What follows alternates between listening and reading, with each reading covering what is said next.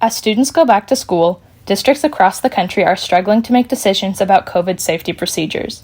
While officials, students, and parents alike hoped to see a return to normalcy, the Delta variant, which the CDC has labeled a variant of concern, has shattered much of that hope. I would say that the greatest change that we've seen is that students still have to quarantine if they are a positive case, but if they're in a close contact situation, they can still be in school, which is great. At a meeting on August 9th, the Millard School Board did not move to vote on a mandate that would have required students 12 years and under to wear masks at school. The board plans to revisit the issue on September 7th. In the meantime, masks are optional in Millard schools. Many students, such as senior Sam Rickey, have thought carefully about their decision on whether or not to mask.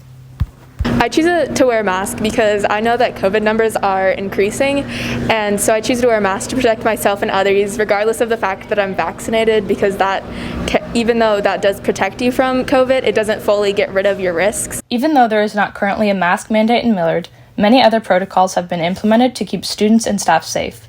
For example, custodians are sanitizing the building with a focus on high-touch surfaces such as handrails and tables. Since last year, when all this started, we're doing the same thing as last year. We're continuing with everything, so it's mainly disinfecting whatever kids can touch. So mainly in the lunchroom, tables, and then on the hallways, it's lockers and hallways.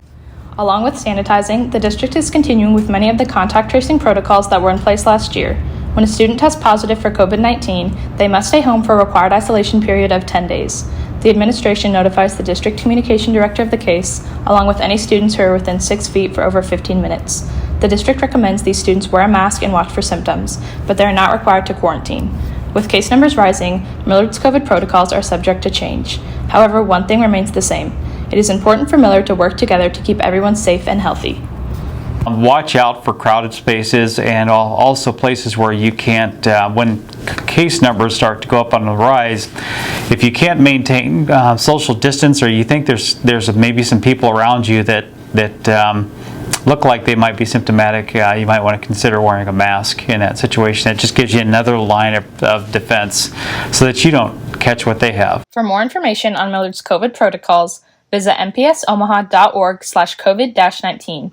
With the MWHS Wildcat News, this has been Morgan Weir, Quinn Burton, Garrett Wilcoxon, and Michaela Taylor.